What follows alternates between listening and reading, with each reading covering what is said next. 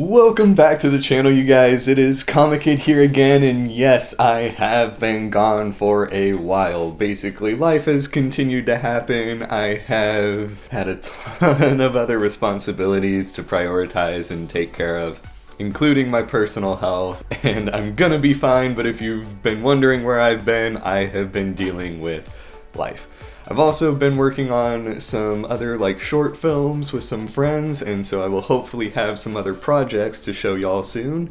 But we are back, and I figured what better way to return than with what appears to be my most popular series in the Run vs. Run. Now, obviously, if you clicked on this video, you know that today we are talking about Chip Zdarsky versus Tom Taylor on Peter Parker, the Spectacular Spider-Man, and the Friendly Neighborhood Spider-Man.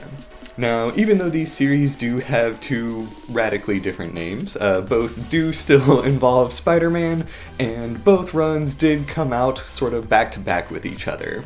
If I'm not mistaken, Friendly Neighborhood Spider-Man launched the same week as the last issue of Spectacular Spider-Man did, which Chip Zdarsky also didn't do the last 2 or 3 issues of Spectacular. I believe those led into and tied in with Spider-Geddon, if I'm not mistaken.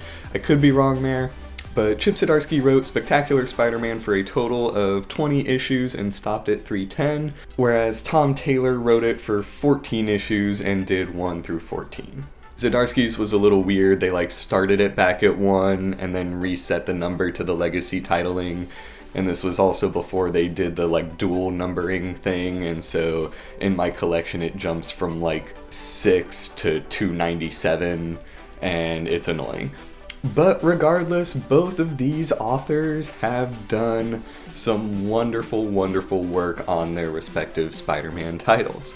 As always, we're gonna start with Chip Zdarsky, just because he came first. And so looking at this run, it was really, really nice to see kind of a more grounded, street level take on Spider-Man, especially because in The Amazing Spider-Man, Dan Slott was having him do a ton of crazy stuff. And so despite not being titled Friendly Neighborhood Spider-Man, Spectacular Spider-Man really kind of starts off as a more friendly neighborhood approach to Spider-Man. Now, one thing I will kind of knock Zdarsky for is this run is not exactly the most new reader friendly. The whole run involves around well-established characters, and even Teresa Parker, who was introduced back in Family Business. And so if you're not familiar with her character and didn't know who she is, they do eventually get around to that, but it's a little jarring for newer readers, especially given that they brought it back to number 1. But that said, it does offer kind of a breath of fresh air for Peter, especially because Dan Slott was kind of the only / exclusive writer for him for such a long time. And so having Zdarsky take over was kind of oh, here's a perspective that's not Dan Slott's. And I'm not trying to sound like I'm hating on Dan Slott. I do have my opinions on Dan Slott, but in regards to where this takes place in the actual Spider-Man timeline, we hadn't gotten a non-Dan Slott Spider-Man in quite some time. And so yeah, it was a little nice to see Chip come aboard, especially an author such as Chip, who at the time especially was one of the hottest new writers at one of the big two. And so yeah. Now, to start off, both of these runs actually kind of take place in 2 parts, with some semi one-offs sprinkled in there throughout. But Zdarsky kicks things off with a Tinkerer arc, and he is sort of the recurring villain throughout this. And it's really nice to see this kind of spin on the Tinkerer. He's normally kind of DC's toy man, doesn't exactly get the respect he deserves, but Zdarsky kind of takes him, and without even really poking fun, he kind of reminds readers just how powerful of a villain or threatening of a villain the Tinkerer can actually be. And so it was nice to kind of see this fresh perspective on kind of a lower level Spider-Man villain such as the Tinkerer. Now, I know that I mentioned that this was kind of a more grounded street level approach to Spider-Man. Well, eventually, kind of in the back half, you do get an arc where time travel is involved, and like multiverse stuff, and basically older Peter, or present day Peter, ends up meeting a younger version of himself. And this creates kind of a really interesting dichotomy for Peter Parker. It really shows just how far the character has grown since his introduction, and in ways that he hasn't grown. And so it's really, really interesting to see this story as well. It's like a pseudo deep dive / deconstruction of the character, which I'm always down to see. And so while it does kind of depart from the tone and like structure of the first half of the run, it's still a really, really solid story.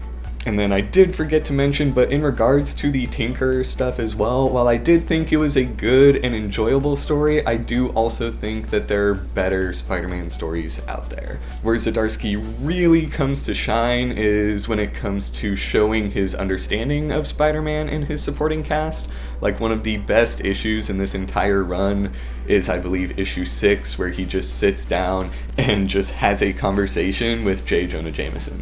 Now, I am about to spoil some stuff, so if you guys want to read it, then maybe skip the next few seconds, but Peter does reveal himself to Jonah in this issue. But before that, it's a really, really interesting look at both characters.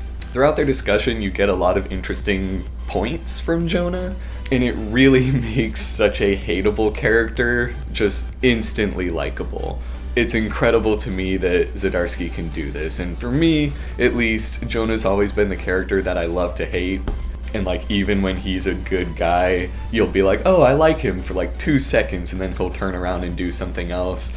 But I mean, he really did a lot to make Jonah a more dynamic character in this. He does change quite a lot, especially after the fact, and so this issue really kind of resets Spider-Man's relationship with J. Jonah Jameson.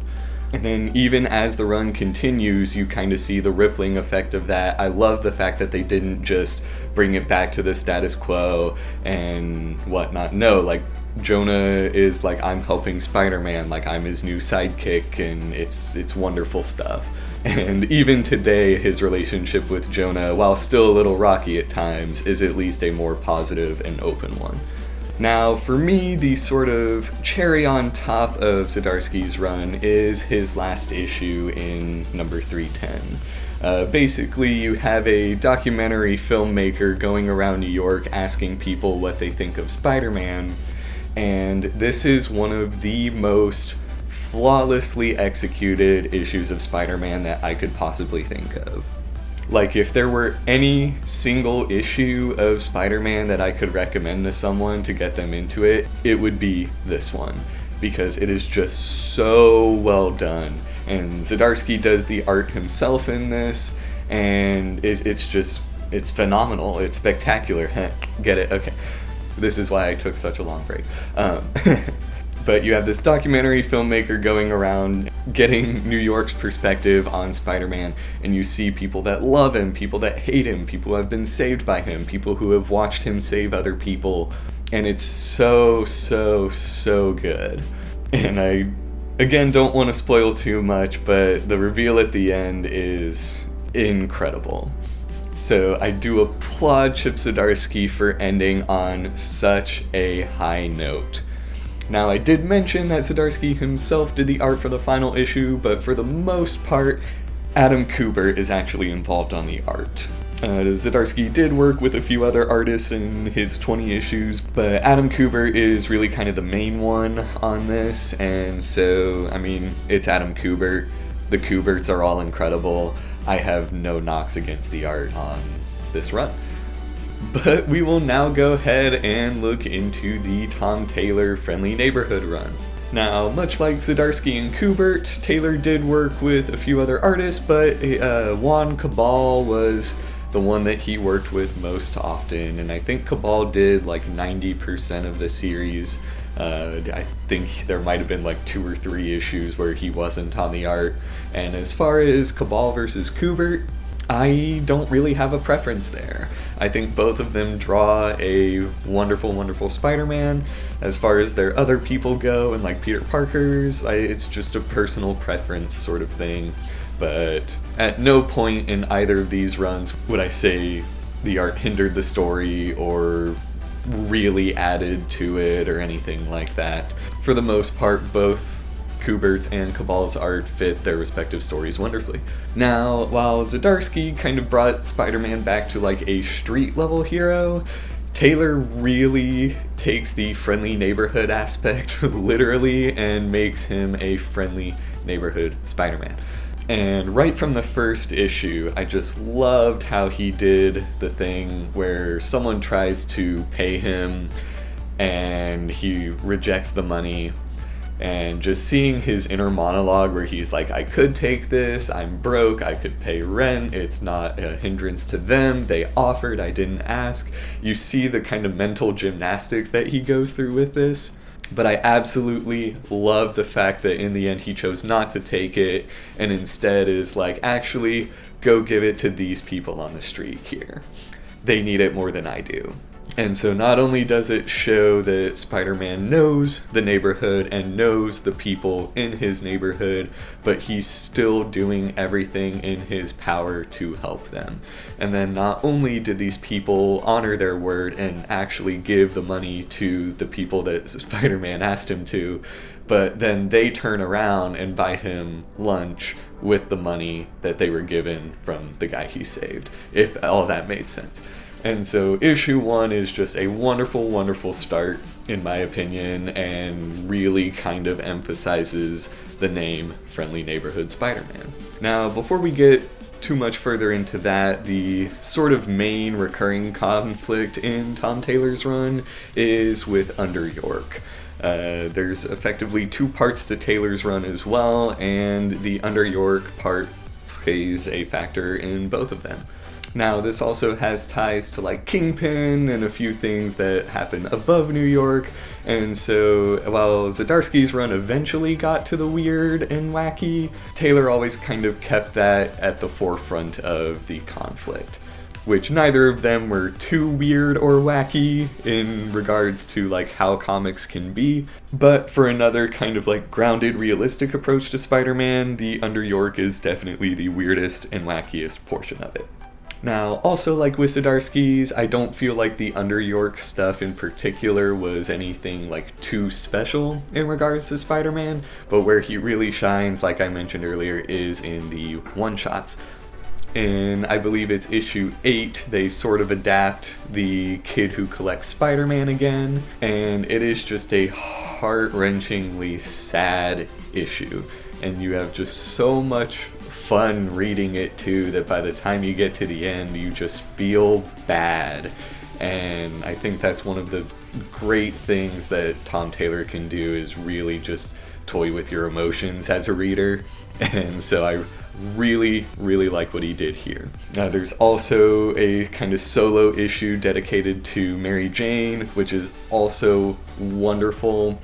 And so for all the Mary Jane haters out there, which a friend of mine is one, and I just don't understand the hate for Mary Jane, I would highly recommend this issue. Now, one of the other subplots that kind of go around is May having cancer, and there's some interesting drama and some back and forth there as well.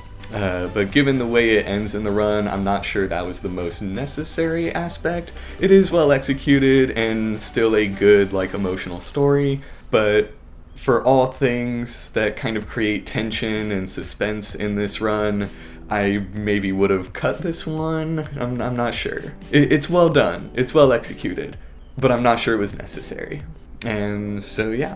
Now, one of the other like key relationships in this is Johnny Storm is a frequently recurring character throughout this run, and you eventually get a little bit with the entire Fantastic Four, and it's just some of the best Spider-Man and Fantastic Four interactions that I can think of personally. Like, it's just so much fun reading them together. Taylor does a great job of portraying the different relationships that Spider-Man has with each and every one of them.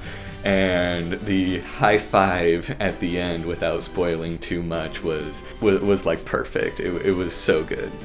But that is really all that I have to say about Tom Taylor's run.